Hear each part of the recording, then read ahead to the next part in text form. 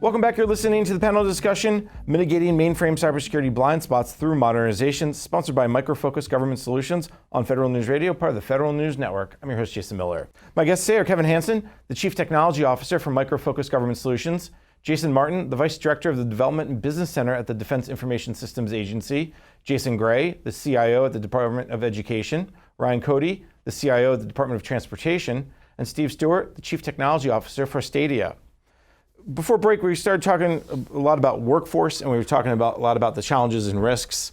The other piece to this discussion about IT modernization is application rationalization. And we saw that the CIO Council and OMB put out an application rationalization playbook, one of many playbooks that are out there. We may need a playbook for the playbooks eventually.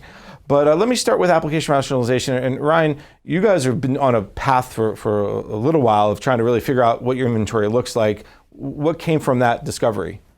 Well, the most obvious thing we found was a lot of duplication, right? We have many modes in the department using the same providers, same tools, and so our initial pass at it focuses on reduction of the duplication.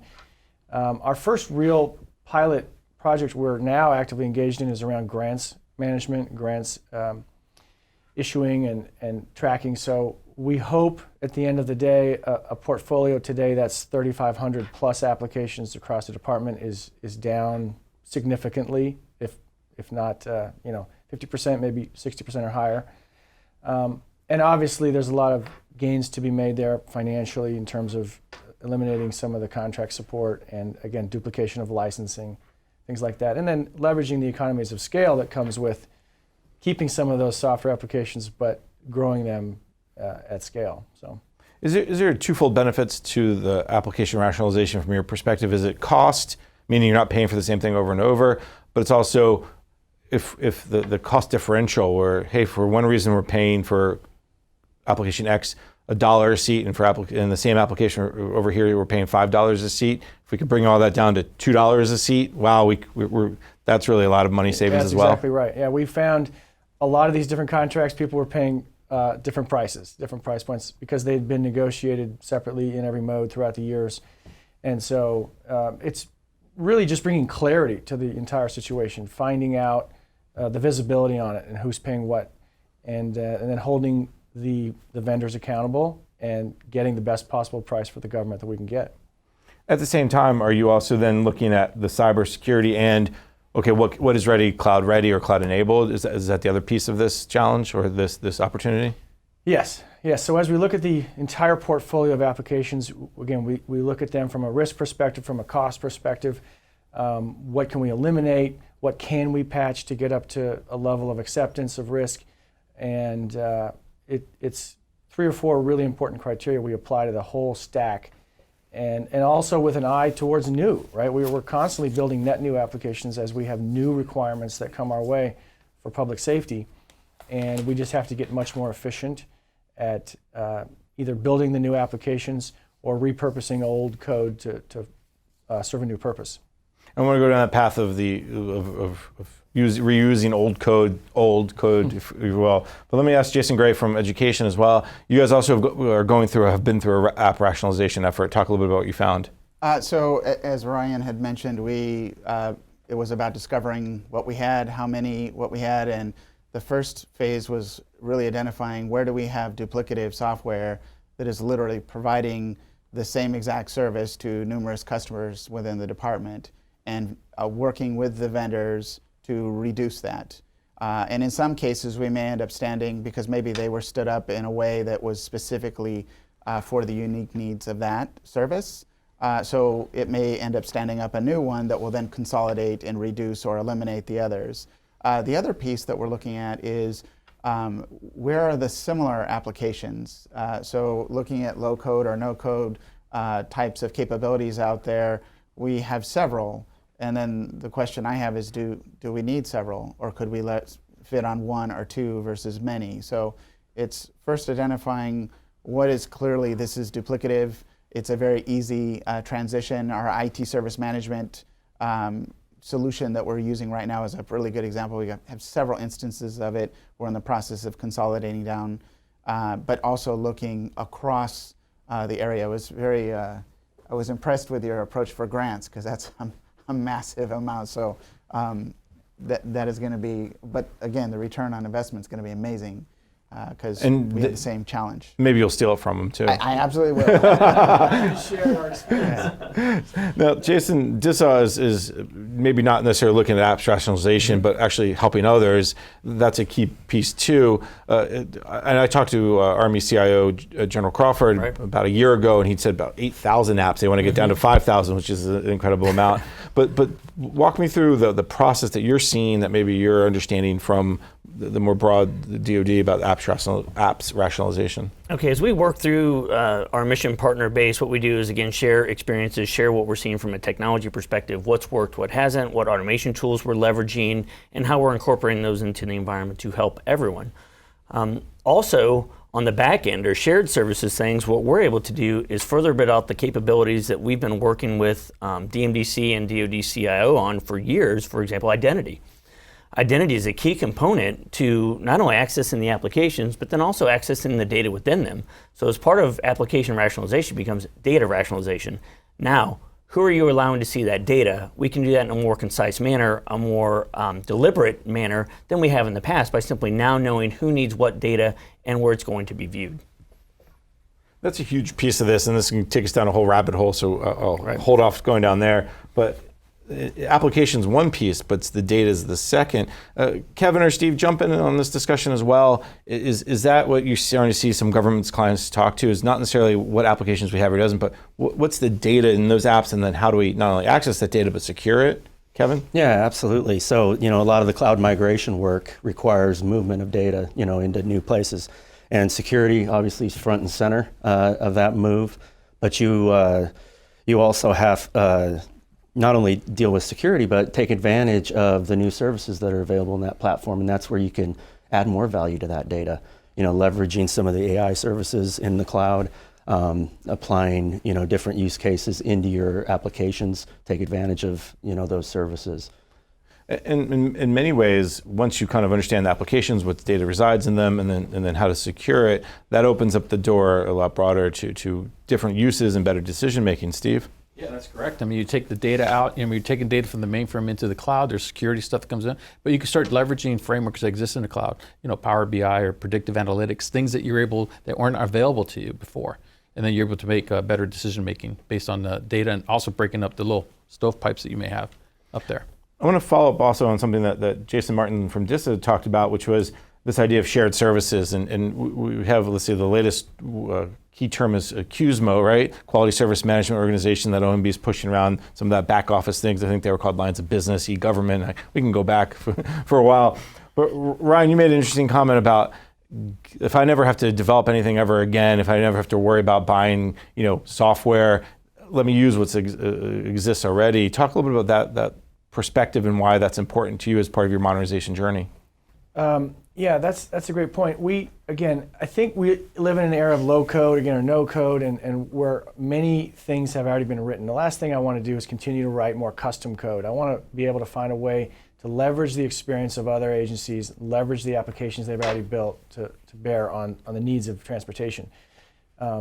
So I'm not sure exactly what that platform is. I know, again, Suzette Kent through the CIO Council is fantastic with CIOs sharing information and data. But in as much as possible, I want to get out of the custom coding business, right? I want to look at COTS products and quickly, live in this agile environment we always talk about, and be agile with a need to get an application out the door as soon as possible with as little custom coding as possible. In that agile environment, I mean, in many ways, it goes back to Jason Martin, something you said earlier about we talked about speed and agility and the need to get out. It's funny, the low code, no code. I hadn't heard about that, and then all of a sudden it starts to pop up in the vendor market, and then all of a sudden, Ryan, with all due respect, you're talking about, it's not quite buzzword bingo yet. Don't worry, won't call you out on that. But is that something that DISA is starting to look at? Is okay?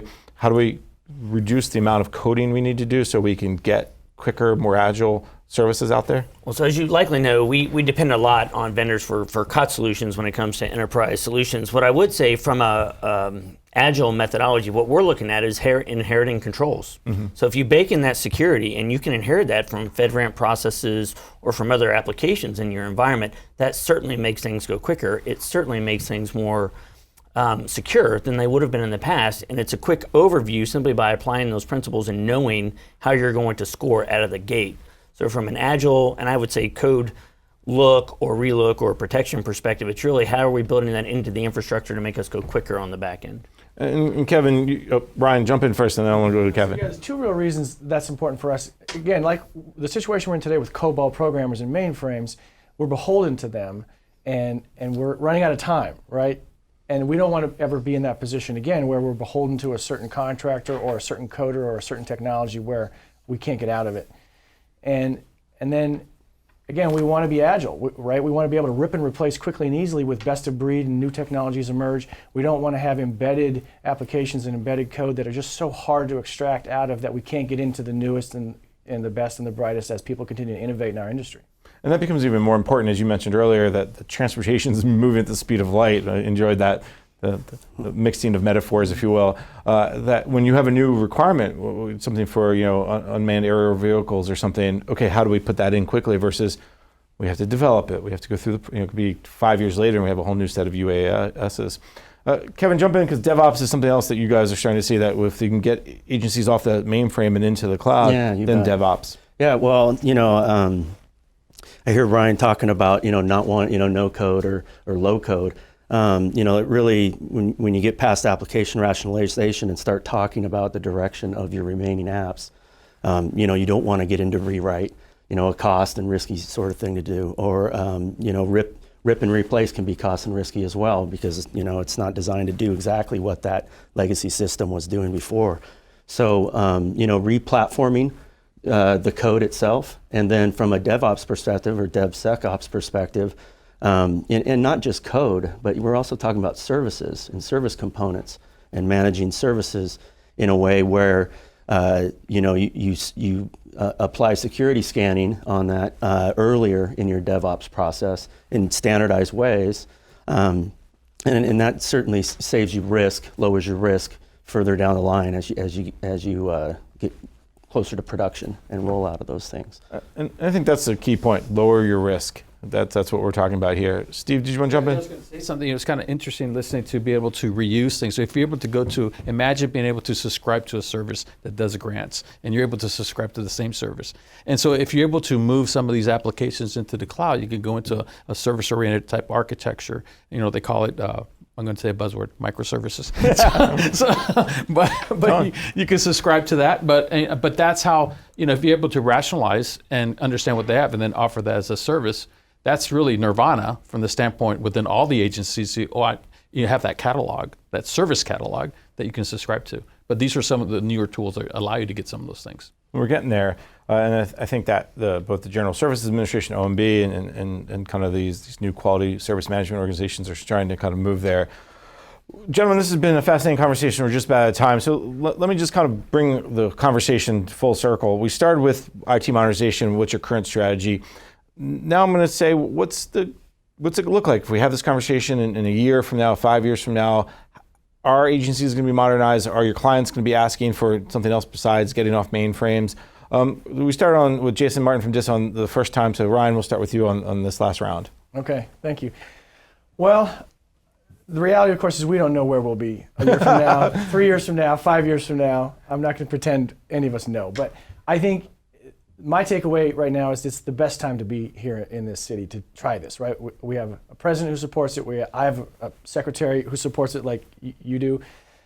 She's very engaged and very on top of wanting to modernize. We have guidance from all over town, right? We have DHS and DISA providing great cyber guidance. We have OMB and GSA. All of us want the same thing, which is a fast, modern, secure way of doing business. And so I think it's the best time to be here to try to execute this. I'm excited about the future, and I can't wait to come back a year and 3 and 5 from now and report just glowing success. I love your optimism. I admit that. Steve? Yeah, what I would say the time is now. This is, in my opinion, the new Y2K because this agent workforce that you're dependent on, these COBOL, they're moving, they're trying. So there's going to be no choice. Either going to go to COTS, either going to do. You have to do something because as these folks start retiring out, you have to pass that baton over or go to another way to go about. So it's happening. You've been carrying that sign for 10 years. Hopefully, I have you can been put in it the down. corner there. The end is almost near. Jason from Education. So I'm hopeful this is not the next Y2K, having lived through that. So again, a lot of what Ryan said, I completely agree with. I will say that we are 7 months into our IT modernization roadmap, and I have already seen the progress. So a year from now, I would expect us to be a year and 7 months into it.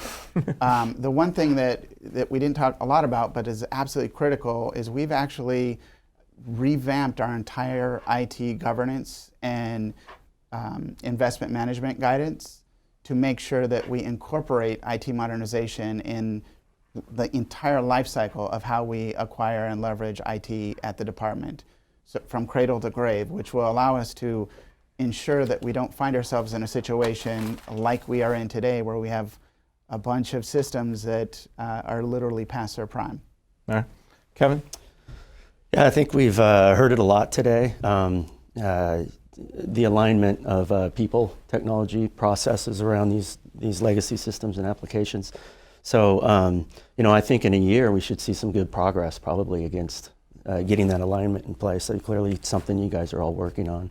And I think, Jason, you bring up a good point about having the ability to continuously monitor, build or modernize, continuously modernize, making it part of your IT management operations processes. I think that's a transformative step to take. So, those types of things are going to make a big difference in the next year. All right. Unfortunately, that's our last word of the day. Okay. We're going to have to say that's all the time we have for today. So let me thank my guests. Kevin Hansen, the Chief Technology Officer from Micro Focus Government Solutions. Jason Martin, the Vice Director of the Development and Business Center at the Defense Information Systems Agency. Jason Gray, the CIO at the Department of Education. Ryan Cody, the CIO at the Department of Transportation. And Steve Stewart, the Chief Technology Officer for Stadia. Gentlemen, thank you so much for your time today. Thank you. I'm Jason Miller, and you've been listening to the discussion Mitigating Mainframe Cybersecurity Blind Spots Through Modernization, sponsored by Micro Focus Government Solutions on Federal News Radio, part of the Federal News Network. For more on this discussion, visit federalnewsnetwork.com and search Micro Focus.